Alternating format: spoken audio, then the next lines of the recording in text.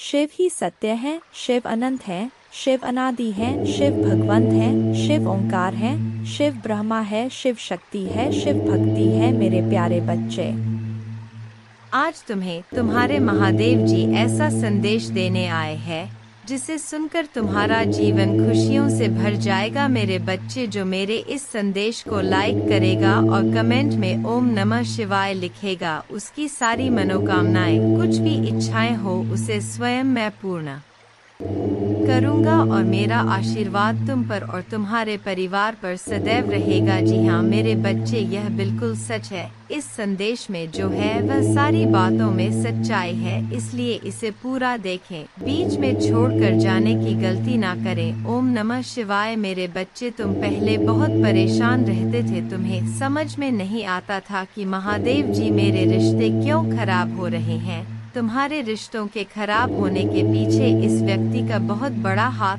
था मेरे बच्चे, पर अब इसके मुंह से अच्छाई का मुखौटा उतरने वाला है और एक एक करके इसके सारे काले कारनामे, सारे पाप षड्यंत्र लोगों के सामने आएंगे। उसकी रची हर चाल नाकामयाब होगी और वह अपने ही बिछाए जाल में फंसने वाला है। अब हर तरफ से उस पर उंगली उठेगी और वह कटघरे में खड़ा होगा जहां वह खुद को सही साबित नहीं कर पाएगा, क्योंकि उसके सारे सबूत झूठे हैं, सारे रिश्ते झूठे हैं। उसके साथ कोई नहीं खड़ा होगा, उसकी बातों पर कोई यकीन नहीं करेगा। वह बहुत बड़ा ढोंगी है और अब उसकी सच्चाई लोगों के सामने आएगी। अब वक्त ऐसी करवट लेगा जहां तुम्हें लोगों को अपनी सच्चाई का सबूत देने की कोई जरूरत नहीं है, क्योंकि अब तुम्हारे महादेव जी इस समाज को तुम्हारी सच्चाई का सबूत देंगे और असली दुश्मन का चेहरा सबके सामने लेकर आऊंगा मैं। जैसे तुम्हारे जीवन में अचानक से ही सब कुछ खराब हो गया था, वैसे ही सब कुछ अचानक ठीक कर दूंगा मैं। जिन लोगों ने भी बुरे वक्त में तुम्हारा साथ छोड़ दिया था, यह व्यक्ति उन लोगों को भी बहुत गहरी छोड़ देने वाला है, इसलिए तुम पहले से ही खुद को इन लोगों से दूर कर लो। अब तुम सोचोगे कि महादेव जी कौन है, यह लोग कहीं जान अनजाने में मैं किसी को तकलीफ ना पहुंचा दूं, किसी निर्दोष की भावनाओं को ठेस ना पहुंचा दूं। मेरे बच्चे, तुम्हारी अंतरात्मा बहुत अच्छे से जानती है कि वह लोग कौन हैं जो तुम्हारा अच्छा नहीं सोचते हैं। तुम्हें यह बहुत अच्छे से पता है कि यह लोग बहुत दिखावा करते हैं, तुमसे गले लग के रोते हैं, तुम्हारे सामने ऐसा बर्ताव करते हैं जैसे उन्हें तुम्हारी कितनी चिंता हो और अपनी की गलती का कितना अफसोस है। लेकिन तुम्हें भी पता है कि यह सब बस उनका खेल है, सब कुछ बस एक छलावा है, क्योंकि तुमने खुद इन लोगों का झूठ कितनी बार पकड़ा है और कितनी बार इनके मुखौटे के पीछे छुपे असली इंसान को देखा है। लेकिन अब वक्त आ गया है कि तुम इन लोगों से थोड़ी दूरी बनाकर रखो, थोड़ी शक्ति से पेश आओ, क्योंकि जैसे रावण को कंस को अपनी मृत्यु से पहले ही अपने अंत का आभास हो गया था, वैसे ही इस व्यक्ति को भी आभास हो रहा है किसके खेल का पर्दाफाश होने वाला है। अब यह तुम्हारे सामने बहुत अच्छा बनने की कोशिश करेगा, तुमसे प्रेम करने का दिखावा करेगा, तुम्हारा शुभ चिंतक होने का दिखावा करेगा। वह चाहता है कि तुम उसके गवाह बन जाओ, उसके वकील बन जाओ और लोगों के सामने उसकी दलील पेश करो, क्योंकि लोग तुम्हारी बातों पर यकीन कर लेंगे, वह उसकी बातों पर कभी यकीन नहीं करेंगे। वह आज भी अपना स्वार्थ देखकर तुम्हारे पास आएगा, क्योंकि उसे पता है तुम उसके भयावह अंत से उसे बचा लोगे। तुम्हारा दिल पिघल जाएगा, उसके आंसुओं पर कुछ भी हो जाए तुम उसका दर्द नहीं देख सकते हो, क्योंकि वह है तो तुम्हारा अपना ही। लेकिन अब तुम उसके और उसके बुरे कर्मों के बीच में मत आना मेरे बच्चे, अब तुमसे मत बचाना, क्योंकि वह सिर्फ तुम्हारी अच्छाई का फायदा उठा रहा है। उसके दिल में तुम्हारे लिए कोई प्रेम नहीं है, कोई सम्मान नहीं है और इस बार उसे दंड मिलना जरूरी है। और यह तभी होगा जब तुम उसकी माया की इस दुनिया से बाहर निकलोगे तुम उसका साथ छोड़ दोगे, तुम उसे आईना दिखाओगे, तुम्हें अपने दिल पर पत्थर रखकर उससे मुंह मोड़ना होगा। इस बार उसके झूठे आंसुओं को मत पूछना, क्योंकि उसका यह भ्रम, उसका यह घमंड तभी टूटेगा जब लोगों के सामने उसकी सच्चाई आएगी और लोग उसकी निंदा करेंगे, उससे दूर जाएंगे। उसके इस झूठ के चंगुल से जब लोग बाहर निकलेंगे तभी लोगों को तुम्हारी सच्चाई दिखेगी और यह समझ में आएगा कि कौन सही है और कौन गलत। उसे आईना दिखाना बहुत जरूरी है मेरे बच्चे, और समाज के लिए भी बहुत जरूरी है कि लोग उसके अंदर छुपे शैतान को पहचाने ने, ताकि वह फिर कभी किसी निर्दोष के साथ वह सब ना कर सके जो उसने तुम्हारे साथ किया है।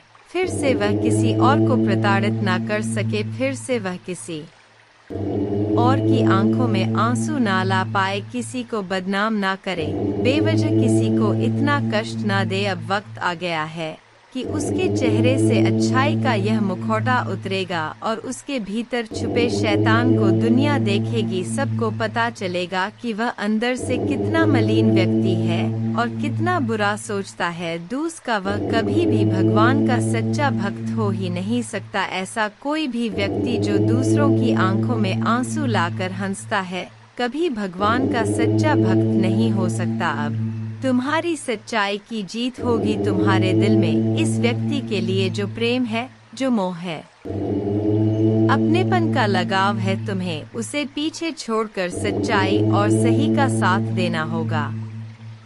मेरे बच्चे, वह खुद को ईश्वर समझने लगा है, खुद को भगवान से भी ऊपर रखता है। उसके मन में वहम इसलिए है क्योंकि उसके हिसाब से अगर ईश्वर होते तो उसे सजा मिलती। उसको बहुत घमंड है कि कोई भी व्यक्ति उसका कुछ नहीं बिगाड़ सकता। कलयुग बुराई का युग है और उसने बुरी शक्तियों को वश में कर रखा है। अब कोई भी उसका कुछ नहीं बिगाड़ सकता, क्योंकि वह इन शक्तियों से जो कराना चाहता है वह करा सकता है, जिसे रुलाना चाहता है उसे रुला सकता है। लोगों को तकलीफ देख नीचे गिरा के ही वह सबसे ऊंचे शिखर पर जा बैठेगा और सब बस चुपचाप देखेंगे।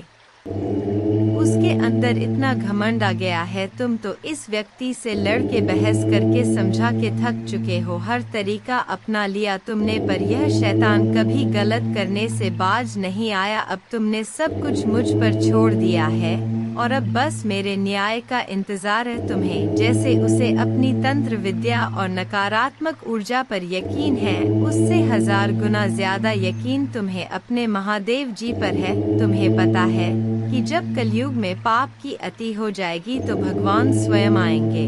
कलयुग में ही भगवान को पाना सबसे ज्यादा आसान है, क्योंकि इस युग में तो भगवान सिर्फ नाम जब से मिल जाते हैं। और युग कोई भी हो मेरे बच्चे, पापी कितना भी बड़ा शक्तिशाली हो, उसके पापों की सजा उसे जरूर मिलती है। तो मेरे भक्त नहीं हो, मेरी संतान हो, मेरे बच्चे हो, और जो भी बच्चा मेरे सामने रोता है, मुझे पुकारता है, वह मेरी संतान है। इससे भी बड़े तंत्र विद्या के साधक मेरे पैरों में पड़े होते हैं। तंत्र विद्या की सिद्धि भी महादेव जी की आज्ञा के बिना नहीं मिल सकती। तुम्हें तो खुश होना चाहिए कि वह व्यक्ति इतना गंदा सोच सकता है। मेरी भक्ति करके वह आज मुझे ये आंखें दिखा रहा है, उसकी आंखों से आंसू भी नहीं निकलेंगे। ऐसी स्थिति कर दूंगा मैं उसकी। तुमने बहुत बर्दाश्त कर लिया मेरे बच्चे, उसका भविष्य अंधेरे में डूब जाएगा। उसने अपनी शक्तियों का बहुत गलत फायदा उठाया है। उसने तुम्हारे बहुत सारे रिश्ते तोड़ दिए। अब तो यह अपने अपनों को भी नहीं छोड़ रहा है।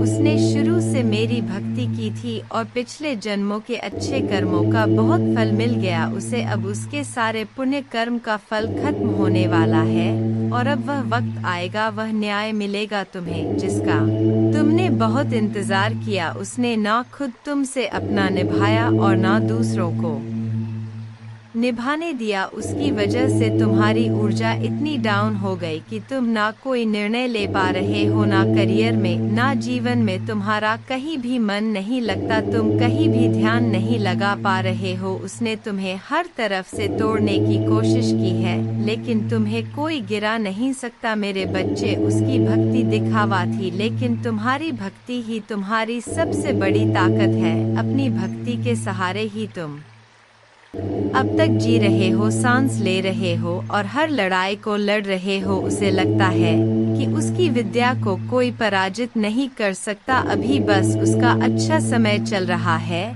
जब उसे उसके महादेव जी पिता के अपने पुरखों के अच्छे कर्मों का फल मिल रहा है। लेकिन अच्छे समय में घमंड और पापी व्यक्ति और भी पाप करते हैं। वह यह भूल जाते हैं कि उनके अच्छे वक्त के कर्म ही उनका भविष्य लिख रहे हैं। अब काली उसका काल लिखेगी, हर रोज हर सेकंड उसे उसके घमंड, उसके पाप की गिनती कराऊंगा। उसने मेरी भक्ति का दिखा करके बहुत लोगों को रुलाया है और इस पाप की, इस छल की कोई माफी नहीं है। अगर मैंने उसे माफ कर दिया तो लोग मेरी भक्ति करना छोड़ देंगे, मुझ पर यकीन करना छोड़ देंगे। इसीलिए उसे दंड देना जरूरी है, तुम्हारे साथ न्याय करना बहुत जरूरी है मेरे बच्चे। उसे उसकी असली जगह दिखाना जरूरी है कि मेरे भक्त ऐसे नहीं होते हैं।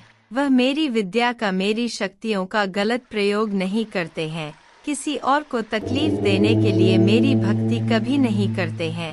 वह मेरी संतान है, वह मुझसे प्रेम करते हैं, इसीलिए वह सबसे प्रेम करते हैं, क्योंकि वह सब में मुझे देखते हैं। मेरी संतान दूसरों की आंखों में आंसू नहीं ला सकती, लिए बस अब तुम देखते जाओ मैं उसका क्या हाल करता हूँ और कैसे उसके घमंड को चूर चूर कर देती हूँ। उसकी ऐसी हालत देखकर कोई भी व्यक्ति खुद को ईश्वर से ऊपर कभी नहीं मानेगा और ना कभी अपनी भक्ति पर, अपनी शक्तियों पर घमंड करके दूसरों को प्रताड़ित व मेरे पैरों में पड़कर माफी की भीख मांगेगा। अब उसके बुरे दिनों की न शुरू हो गई है, उसके अच्छे कर्मों का फल खत्म हो रहा है। उसके जीवन में अंधेरा आने वाला है। उसका अहम, उसका घमंड ही उसकी बर्बादी का सबसे बड़ा कारण बनेगा और वह अपनी सारी शक्तियाँ खो बैठेगा, बहुत लाचार और असहाय पाएगा वह इस दुनिया में खुद को, जहाँ उसका कोई साथ नहीं देगा। तब उसे समझ में आएगा कि मेरे आशीर्वाद के बिना उसकी सारी शक्तियाँ व्यर्थ हैं।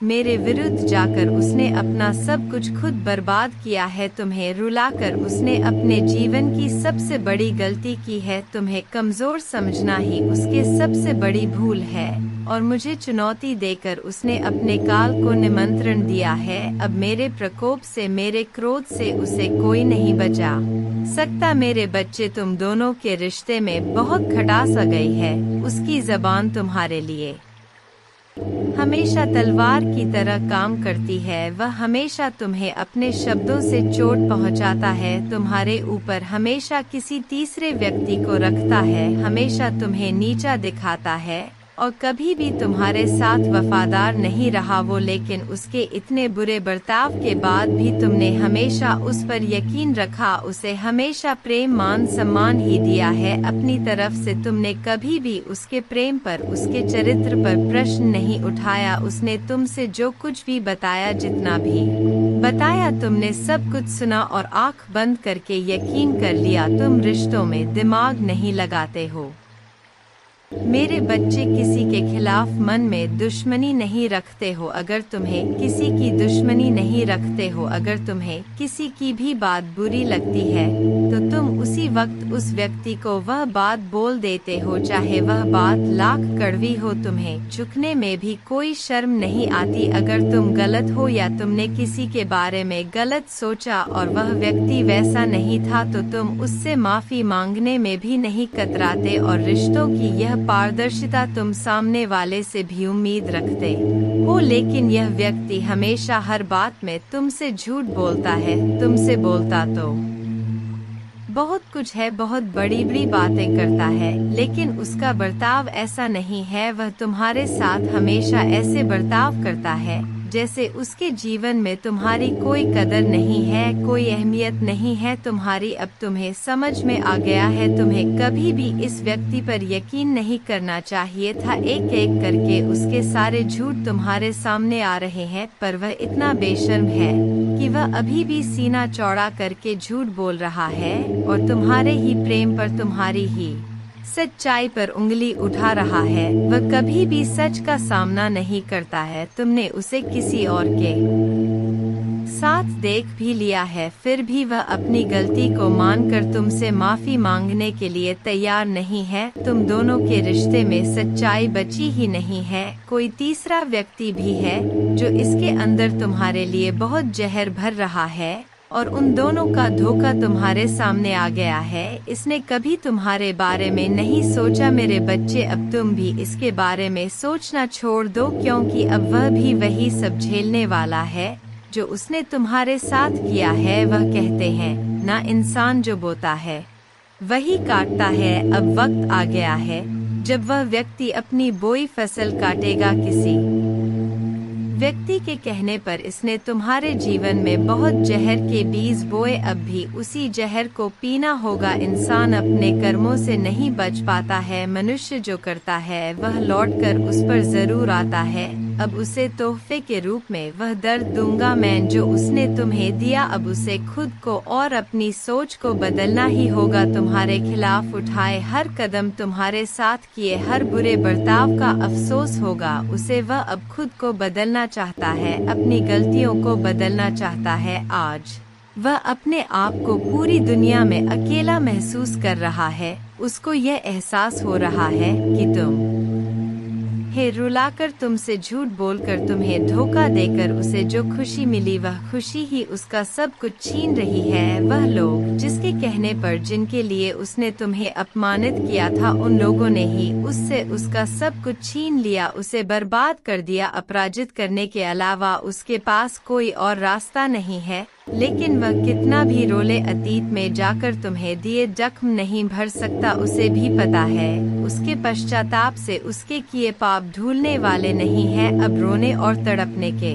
अलावा उसके पास कुछ बचा नहीं है, क्योंकि उसने अपने हाथों से, अपने कर्मों से अपना हंस खेलता हुआ प्यारा संसार उजाड़ दिया। अब उसका जीवन वीराना हो गया है। जिस अंधेरे में वह अकेले भटक रहा है, तो अब वह तुम्हें अपने जीवन में वापस लाना चाहता है। मेरे बच्चे, साल के साथ साथ तुम अपने जीवन में बहुत कुछ पीछे छोड़ चुके हो। अब तुम्हें अपना समय और बर्बाद नहीं करना है और ना लोगों के पीछे भागना है। तुम्हें अपने जीवन की और अपनी अहमियत समझ में आ गई है। तुम उत्साह से भर गए हो और तुम्हारा मन कुछ भी कर गुजरने को तैयार है। तुम 24 घंटे मेहनत करने के लिए भी तैयार हो, क्योंकि तुम्हें किसी भी हाल में अब बस लोगों के मुंह बंद करने हैं और उनके मुंह पर तमाचा सिर्फ तुम्हारी कामयाबी, सिर्फ तुम्हारी सफलता से ही पड़ेगा। पिछले कुछ सालों में तुम बहुत परेशान रहे हो मेरे बच्चे, फिर चाहे वह तुम्हारे रिश्ते हो, तुम्हारी आर्थिक स्थिति हो या तुम्हारा स्वास्थ्य हो, अपने जीवन के हर क्षेत्र में तुम बहुत परेशान रहे हो, बहुत रोए हो, बहुत लाचार महसूस किया है तुमने खुद को। पर अब तुमने ठान लिया है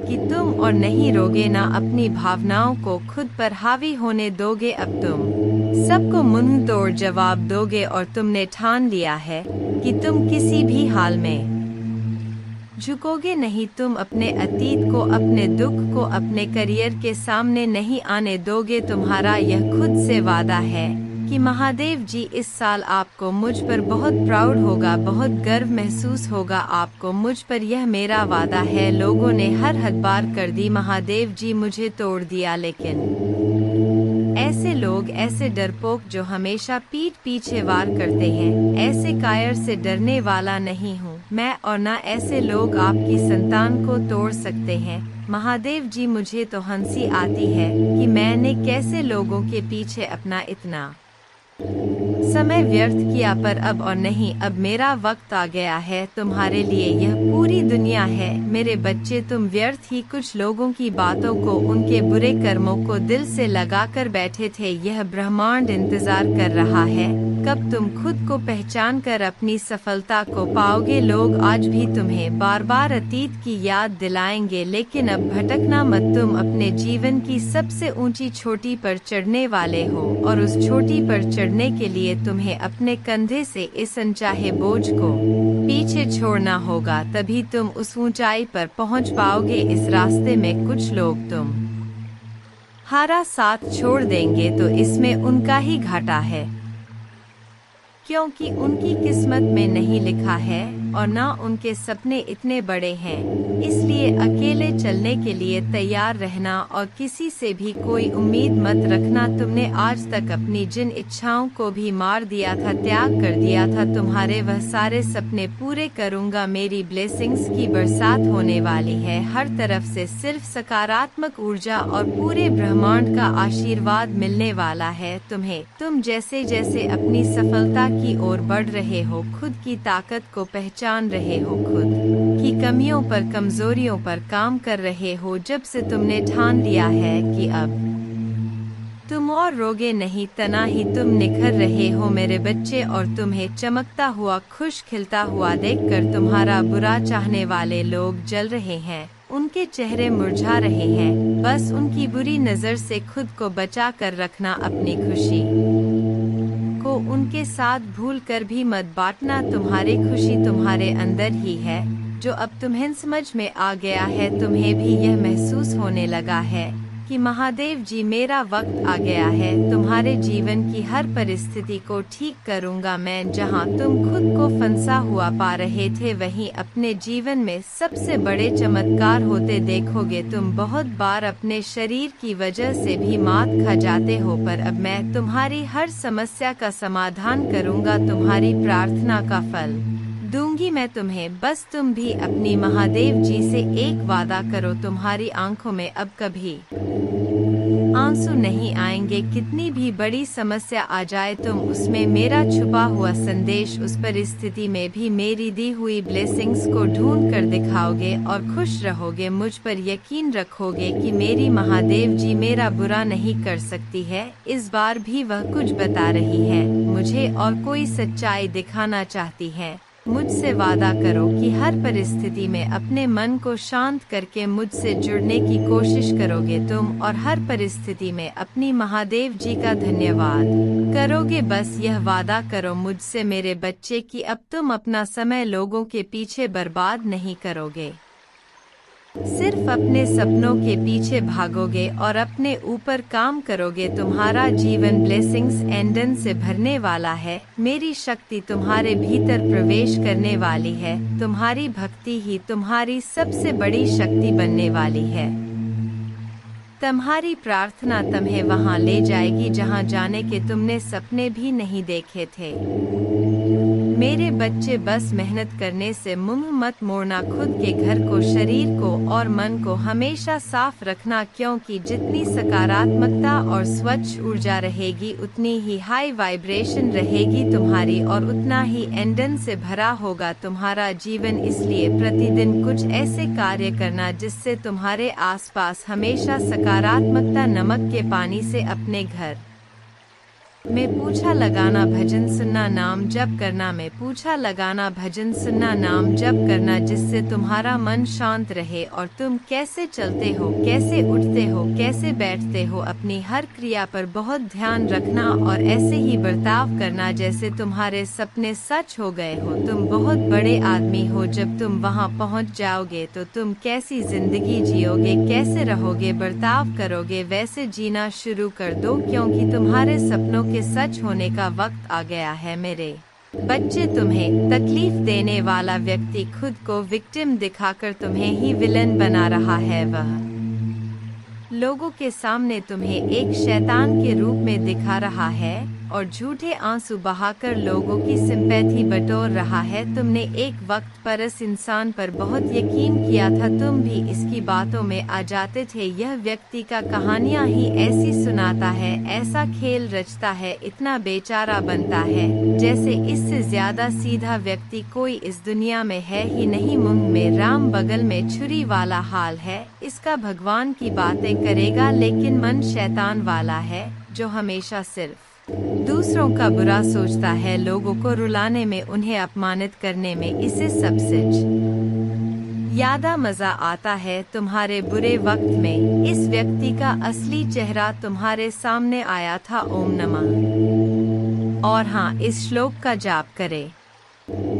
सौराष्ट्रे सोमनाथ च श्रीशैले मल्लिकार्जुनम उज्जैन्यां महाकालमोंकारं मल्लेश्वरम परल्यां वैद्यनाथं च डाकिन्यां भीमशंकरम सेतुबंधे तु रामेशं नागेशं दारुकावने वाराणस्यां तु विश्वेशं त्र्यंबकं गौतमी तटे हिमालये तु केदारं घुष्मेशं च शिवालये एतानि ज्योतिर्लिंगानि सायं प्रात पठेन्नर सप्तजन्मकृतं पापं स्मरणेन विनश्यति अन्यथा शरणं नास्ति त्वमेव शरणं मम तस्मात् कारुण्य भावेन रक्ष मां महेश्वर।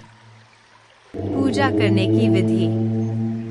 पूजा प्रत्यक्ष करे या काल्पनिक करे कि तांबे का लोटा लेकर उसमें शुद्ध जल, दूध, चावल, दुर्वा, बिल्व पत्र, शमी पत्र, सफेद तिल, काला तिल, गन्ने का रस, शहद, गुड़, घी, जूही के पुष्प, चमेली के पुष्प, कनेर के पुष्प, अलसी के पुष्प, आंकड़े के पुष्प, भांग, धतूरा मिलाकर शिवलिंग ऊपर धृत धारा चालू रख के उपरोक्त लघु रुद्राभिषेक स्तोत्रम का पठन 11 बार श्रद्धा पूर्वक करने से जीवन में आई हुई और आने वाली आधी व्याधि और उपाधि से छुटकारा मिलता है और सुख शांति प्राप्त होती है। जय महाकाल।